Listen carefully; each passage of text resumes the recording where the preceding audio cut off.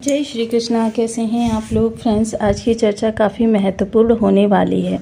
आज हम चर्चा करने जा रहे हैं काल सर्प दुर्योग के समाप्त होने के बाद केतु जनित प्रभाव आपके लिए किस तरीके से रहेंगे, क्योंकि केतु काफ़ी महत्वपूर्ण ग्रह होते हैं जो कि गुरु के समान ही आध्यात्मिक और ज्ञानवर्धक होते हैं। इनका प्रभाव अचानक का होता है और साथ ही साथ चीज़ों में विस्तार इनकी विशेषता होती है। वृद्धि कारक प्लैनेट होते हैं। किसी भी ग्रह के प्रभाव को कई गुना बढ़ा देना केतु का स्वभाव होता है। लेकिन हाँ देखिए, एक चीज़ और मैं आपको बता दूं कि केतु शुभ होंगे तो ग्रह के प्रभावों को बढ़ाएंगे, लेकिन अगर अशुभ होंगे तो ग्रह के प्रभावों को विषमता में बढ़ाएंगे। इस चीज़ का आपको सदैव ही ध्यान रखना चाहिए, क्योंकि देखिए बहुत से लोग मुझे कमेंट करते हैं कि ग्रह के प्रभाव जो बढ़ रहे हैं या हमारे लिए उसी भाव से निगेटिव प्रभाव निकल कर आ रहा है, तो इसका सीधा सीधा तात्पर्य यही निकलता है कि ग्रह आपके बर्थ चार्ट में, क्योंकि गोचर तो सिर्फ ये बताता है कि वर्तमान समय में ग्रह कहाँ से प्रभावी हो रहा है, लेकिन उसका बल कैसा है, उसके पास शक्ति कितनी है, यह आपका बर्थ चार्ट बताता है। अब राहु जो आपके देखिए द्वादश स्थान में बैठे हैं, केतु षष्ठ स्थान में बैठे हैं। अग्नि तत्वीय राशि में केतु का होना, क्योंकि देखिए पिछले समय में इन्होंने काल सर्प नामक जिस दुर्योग का निर्माण किया था वह बहुत ही विषम दुर्योग था।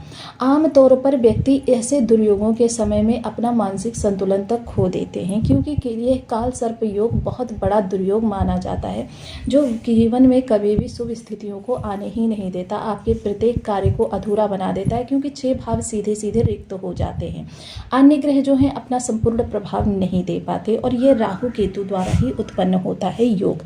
अब इस समय पर आपके लिए जब यह दुर्योग समाप्त हो गया है तो चीज़ें आपके लिए अधिक विस्तार लेती हुई दिखाई देंगी, क्योंकि संपूर्ण ग्रह अपने समग्र प्रभाव में आएंगे और चीज़ें आपके लिए लॉजिकली चेंज होती हुई देखी जाएंगी।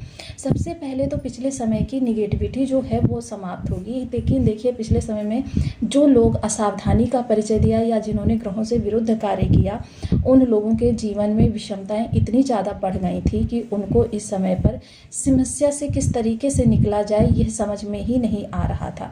वह सारी चीज़ें अब आपकी धीरे धीरे सही होती हुई देखी जाएंगी। विषमताएं इतनी ज़्यादा बढ़ गई थी, खर्चे इतने ज़्यादा हो गए थे, शत्रु इतने ज़्यादा हावी हो गए थे कि जितना आपने प्रयास किया चीज़ों को संभालने का, चीज़ें उतनी ही उलझती चली गईं। क्योंकि प्रत्येक ग्रह के प्रभाव को कम होने में और राहु केतु के पूर्ण प्रभाव में आने में निगेटिविटी के साथ, क्योंकि काल सर्प दुर्योग जो होता है किसी भी कार्य का आपको लाभ नहीं मिलने देता। जब आप कार्य करते हैं 200% तो आपको प्रभाव मिलता है उसका ओनली 30 to 40 या 50, इससे ज़्यादा नहीं मिलता है।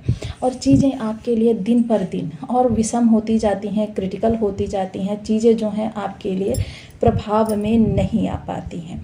समय है आपके जीवन को एक नई दिशा देने का। देखिए यह समय वो समय है कि जब व्यक्ति चाहे तो अगर इस स्थिति को सही तरीके से सदुपयोग करे तो वो अपने पुराने सभी नुकसानों की भरपाई इस दौरान कर सकता है। चाहे वो धन से जुड़ा हुआ मसला हो, कैरियर में कोई विषम परिस्थिति हो, परिवार में किसी प्रकार की विषमता उत्पन्न हुई हो, या फिर आपके निजी लाइफ में कोई समस्या चल रही हो। यह केतु के प्रभाव, क्योंकि केतु अचानक का कारकत्व रखते हैं और षष्ठ स्थान पर बैठे हुए हैं।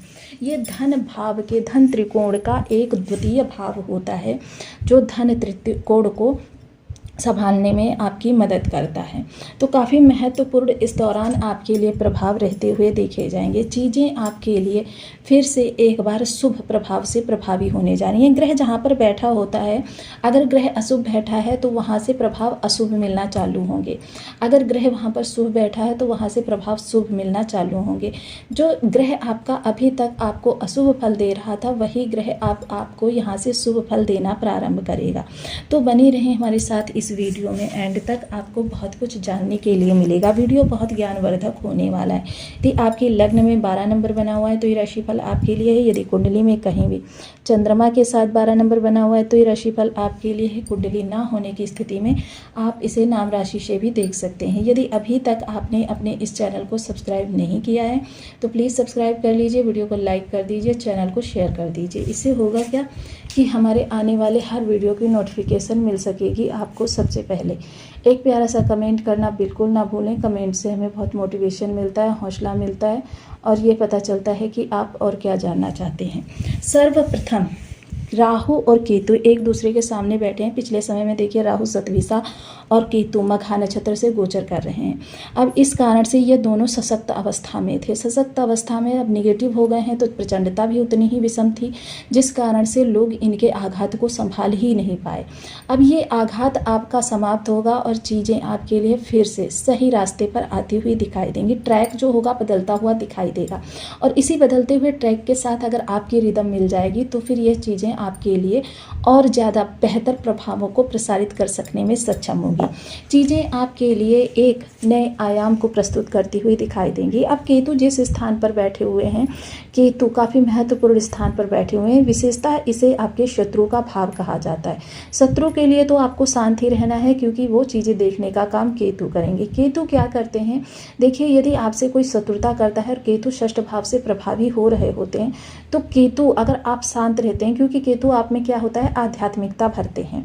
देखिए एक चीज़ बता दूं कि राहु के पास भ्रम है, केतु के पास इल्यूशन है। हाँ, कभी कभी राहु जब ज़्यादा प्रबल हो जाते हैं या केतु राहु से संबंधित कार्यों को ज़्यादा निगेटिविटी में लेकर जाया जाता है, जैसे ईर्ष्या करना, द्वेष करना, छल प्रपंच करना, दूसरे को पदच्युत करना, दूसरे के बारे में बुरा सोचना, ये सारे निगेटिव राहु के कार्य होते हैं। और जो व्यक्ति ऐसे कार्यों में ज़्यादा लिप्त रहते हैं तो उनके लिए निगेटिव राहु एक्टिवेट होते हैं। तो राहु की दृष्टि केतु को भी प्रभावित कर देती है, जिस कारण से केतु भी निगेटिव प्रभाव देने लगते हैं। अब केतु इस स्थान पर, तो केतु शत्रु को किस तरीके से मारते हैं, केतु जो है शत्रु के आसपास इतनी ज़्यादा समस्याओं को उत्पन्न कर देते हैं कि वह व्यक्ति कभी भी समस्याओं से उबर पाने का कार्य नहीं कर पाता। वो समस्याओं में इतना ज़्यादा उलझ जाता है कि उसे शत्रुता का ध्यान ही नहीं आता। वहीं दूसरी तरफ अगर यहाँ पर कहें तो रोग विपरीत, यानी कि रोग के लिए अगर कहा जाए तो रोग इस समय केतु के प्रभाव से, क्योंकि राहु हो या केतु दोनों की एक चीज़ विशेषता होती है कि जब बीमारी देते हैं तो काफ़ी भ्रमकारक देते हैं और ये भ्रम समाप्त होगा, जिसकी वजह से मेडिसिन सही मिलेगी और मेडिसिन सही मिलेगी, बीमारी भी निवारित होगी।